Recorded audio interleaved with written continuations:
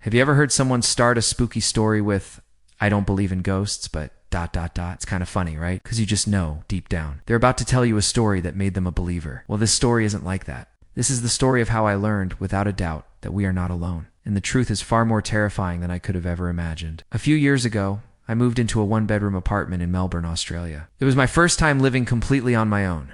A real milestone. The building itself was old, built back in the 1930s, and it had that certain character, you know? The kind of charm that comes with age. I'd been living there for a few months, settling into a nice routine, when things started to get weird.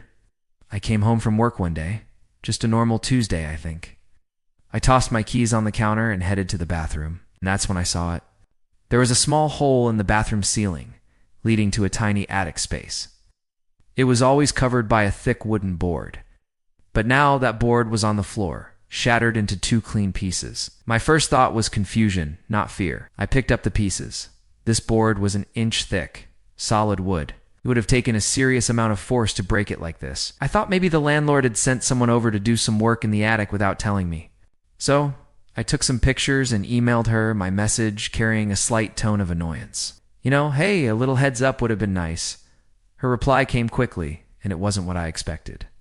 I just said, "Please call me as soon as you can." A chill went down my spine. That's never a good sign. Called her immediately. Her voice was strained as she explained that this wasn't the first time this had happened. In fact, her last two tenants had reported the exact same thing. It's the same broken board. She apologized profusely and promised to send someone over to replace it, which she did the very next day. Life went back to normal for about a month. The new board was securely in place, and I kind of pushed the incident to the back of my mind. Maybe it was just a strange coincidence. Maybe the old wood was just brittle. I had a million rational explanations. But then came the night that changed everything.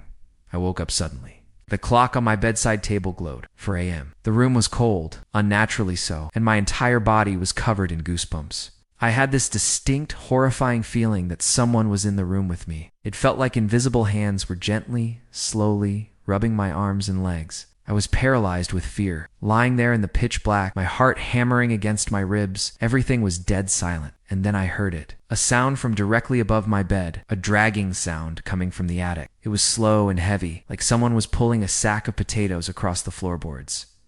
I just froze, my mind screaming. Someone is up there. There's no way an animal could make that sound.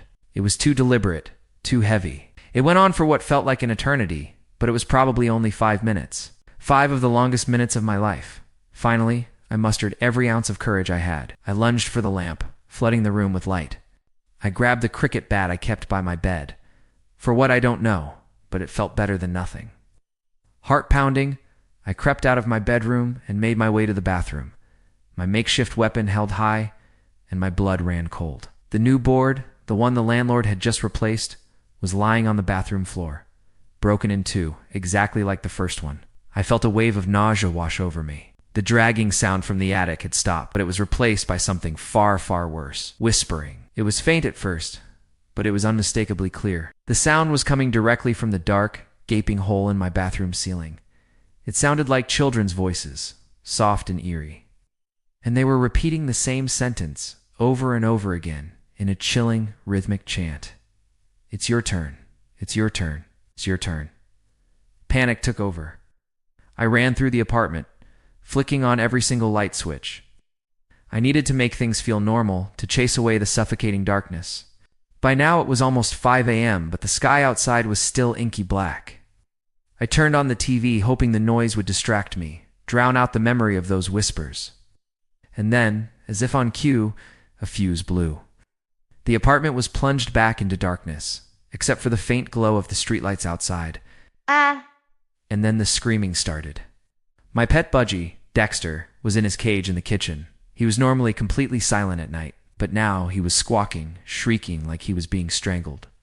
I'd never heard him make noises like that before. They were sounds of pure terror. That was it. That was my breaking point. I couldn't take another second in that place. I grabbed my car keys from the counter, fumbled with the lock on the front door, and just ran. I didn't even bother to close the door behind me. I sprinted to my car, locked the doors, and just sat there, shaking, as I waited for the sun to come up. Seeing the first rays of dawn and people starting their day, walking their dogs, it gave me just enough courage to go back inside. The normalcy of the morning was a comforting blanket. As I approached my apartment, I saw the front door was wide open. I told myself I must have forgotten to close it in my panicked escape. My first thought was for Dexter. I went straight to the kitchen to check on him, but his cage was empty. My heart sank. I felt that sick feeling rising in my stomach again. All my windows were closed and locked, so he couldn't have flown out.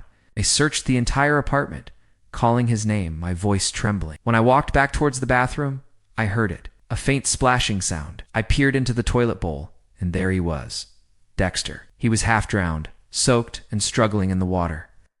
I quickly scooped him out, washed the toilet water off him under the tap, and dried him with a towel. He was shivering, traumatized, but alive. How on earth did he get in the toilet? His cage was in the kitchen, on the other side of the apartment. At 8 a.m., I called my landlord. I gave her a watered-down version of the night's events. I was embarrassed. I felt like I was losing my mind.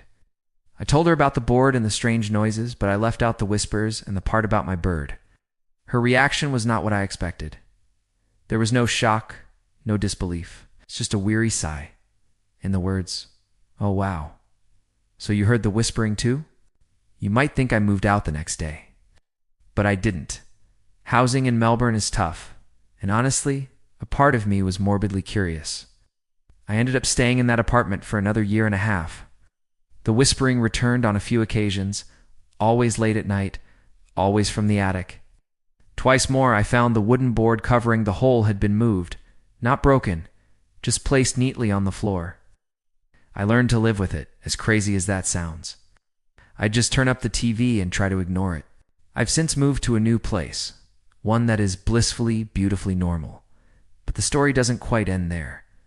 A few months ago, my old landlord called me. She said her new tenants were having ... experiences. They were terrified and had begged her to let them speak with me, to ask me about the things that had been going on in that apartment. I told her no.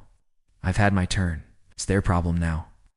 Thanks for listening to my story. If you've had a spooky experience you just can't explain, let me know in the comments below. And don't forget to like this video and subscribe for more true scary stories. Stay safe out there.